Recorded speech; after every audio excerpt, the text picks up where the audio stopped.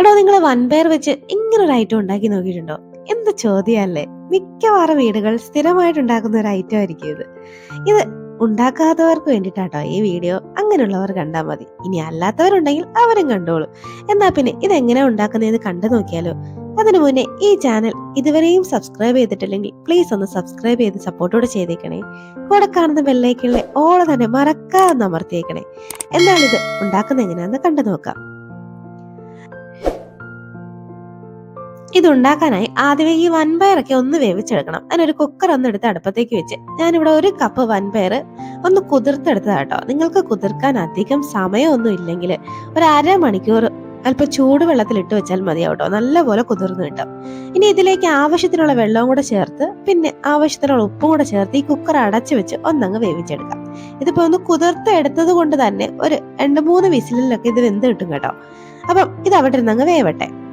ഇപ്പൊ നാളെ ഒരു 3 വിസിലൊക്കെ കേട്ട് ഞാൻ ഫ്ലെയിം ഒക്കെ ഒന്ന് ഓഫ് ആക്കി വെച്ചേക്കാം. ഇതിന് സ്റ്റീമൊക്കെ പോകുമ്പോഴേക്കും നമുക്കൊരു മസാല ഒന്ന് റെഡിയാക്കി എടുക്കാം. അതിനായി ഒരു മിക്സിയുടെ ജാറിലേക്ക് ഒരു 10-20 കുഞ്ഞുള്ളി ആട്ടോ എടുത്തേക്കുന്നത്. കൂടെ ഒരു 3 അല്ലി വെളുത്തുള്ളി എടുത്തിട്ടുണ്ട്. പിന്നെ ഒരു എരിവിന് ആവശ്യത്തിന് ഒരു 4 വറ്റൽമുളക് ആട്ടോ ഞാൻ ചേർക്കുന്നത്. ഈ വറ്റൽമുളകൊക്കെ നിങ്ങളുടെ ആവശ്യത്തിനനുസരിച്ച് എരിവിനനുസരിച്ച് ചേർക്കാട്ടോ. അതൊക്കെ നിങ്ങളുടെ ഇഷ്ടത്തിന് വിട്ടുതന്നേക്കുക. പിന്നെ ഈ കുഞ്ഞുള്ളിക്ക് പകരം സവാള വേണമെങ്കിലും ചേർക്കാം. പക്ഷെ കുഞ്ഞുള്ളി ആട്ടോ ടേസ്റ്റ്. അത് ഇതുപോലെ ഒന്ന് ക്രഷ് ചെയ്ത് അങ്ങെടുക്കാം. ഇനി നിങ്ങൾക്ക് ഇടിച്ച് ചതച്ചെടുക്കണമെങ്കിൽ അതായാലും മതി.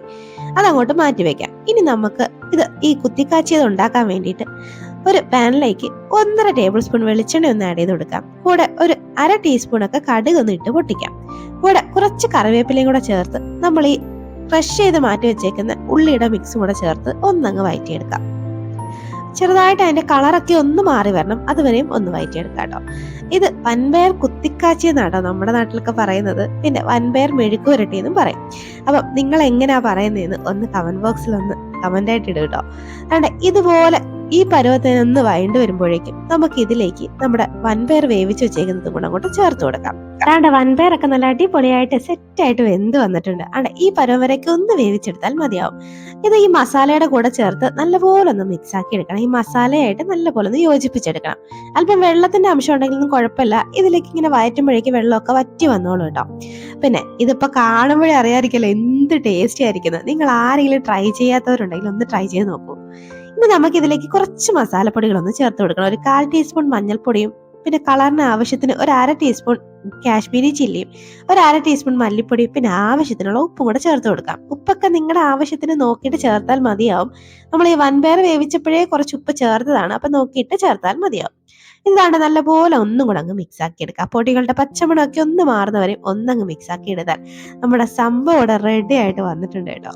അപ്പൊ ട്രൈ ചെയ്യാത്തവരുണ്ടെങ്കിൽ ഇപ്പൊ തന്നെ ട്രൈ ചെയ്തോളൂ. നല്ല കിടുക്കാച്ചി ടേസ്റ്റാ. എല്ലാവർക്കും ഇഷ്ടപ്പെടും. കഞ്ഞിയിലൂടെയോ ചോറിനൂടെ ഒക്കെ കഴിക്കാൻ നല്ല, പ്രത്യേകിച്ച് പനിയൊക്കെ പിടിച്ചിരിക്കുന്ന സമയത്ത് കേട്ടോ. അപ്പൊ എല്ലാവരും ഒന്ന് ട്രൈ ചെയ്ത് നോക്കിയിട്ട് നിങ്ങളുടെ അഭിപ്രായം കമന്റ് ബോക്സിൽ അറിയിക്കും. അപ്പൊ ഇനി ഒരു റെസിപ്പിയുമായി വീണ്ടും കാണാം. അതുവരേക്കും ബൈ.